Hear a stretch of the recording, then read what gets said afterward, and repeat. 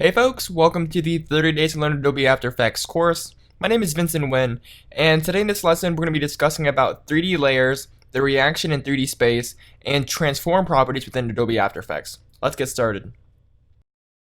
After Effects, we have some basic 3D options. Now, After Effects is not a 3D application like you would expect from Cinema 4D, 3ds Max, Maya.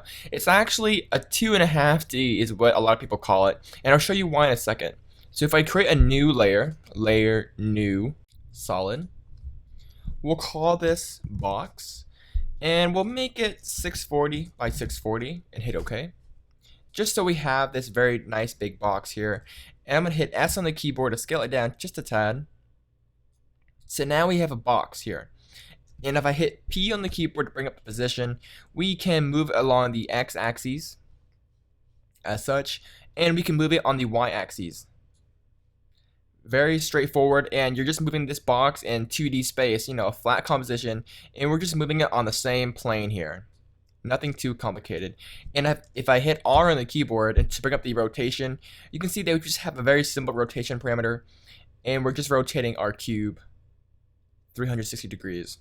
Very straightforward. And this is kind of the 2D flat space that we have in After Effects here. Now, you may have heard me talking about 3D layers within After Effects.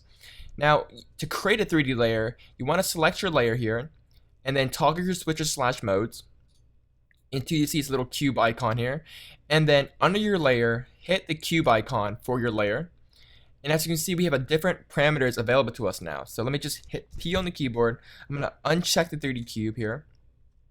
And if you hit P on the keyboard to bring up the position, and if you hold down Shift and do another hotkey, R, you'll bring up both positions and keep the previous one here. So you get the position and rotation. So this is what I have right now for my cube that is not a 3D layer, it's just a flat 2D layer.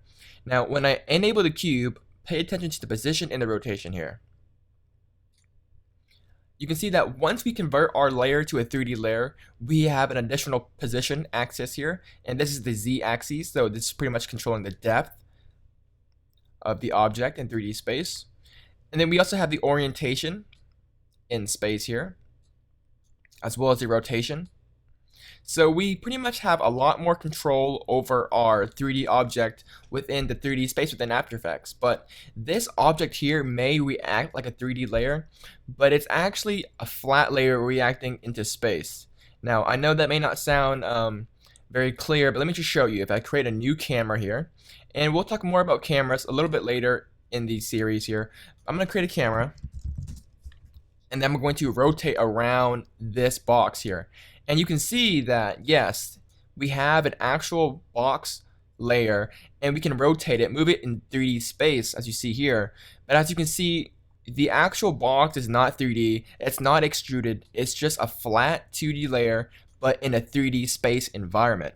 So that's what 3D means within After Effects. You don't really have 3D extrusions. We can't really, make polygons and such like that. But we do have a 3D space environment in which we can kind of do a lot of tricks, do a lot of trickery and illusions to kind of create a sense of 3D within After Effects. And again, I'll discuss more about that later in the basic techniques section of this course. But just realize that we don't really have full 3D capabilities except for kind of the 3D space environment here. Now, of course, you can create somewhat of a 3D extrusion if you have third-party plugins such as Metal Shapeshifter or Zaxworks 3D Invigorator. There are a lot of plugins that kind of make up and pick up the slack of After Effects, but for the most part, After Effects cannot really behave like a 3D application. Unless you're on CS6 with some basic 3D extrusion, or you're using a 3D application. But then again, if you really want some full control over 3D stuff, like such as polygons, 3D text, 3D objects, then you're going to be doing most of that work in Cinema 4D or 3ds Max. So back to the subject matter, again, we have 2D flat layers in 3D space. And aside from additional position, rotation properties and their reaction to space, you also have material options here. And this is somewhat similar to a 3D application where we can control the material of the object in 3D space. And if I create a new light, you're going to see that it does react to light. So if I create a new light here, we'll call this light, point light, and intensity to 150. We can change the color, and we'll hit cast shadows. Hit OK. You can see that our object is affected by our light here, and if I zoom out and kind of adjust the lights, you can see that our 3D layer does react to light. Now, if it's a 2D flat layer, it's not going to react to light at all, and we don't have any material options. But again, 3D objects react to 3D lights, and these lights are automatically 3D. You don't need to hit a switch for them. And you can navigate and kind of reposition, move 3D layers by clicking on these little axis handles here. This is the Y axis, this is the X, and the blue is the Z axis. So you can kind of move it. You can see how it reacts to lights and such like that. And all 3D layers react with each other. So now 3D in After Effects is actually a very, very complicated matter. The concept may seem very simple. It's just a 2D flat layer in 3D space. But you know, once you'll be working with 3D layers and cameras and rotations and all these orientation properties and such, you'll soon realize that 3D layers within After Effects can be kind of complicated, especially with 3D cameras and you know the interpolation and such like that. So you will run into some weird things when working with 3D layers in After Effects. Hopefully I'll address some of them in this series, but again, it's a very, very complicated matter. And to really understand the concept behind it all and the reaction in 3D space it's probably the most complicated thing within After Effects other than expressions.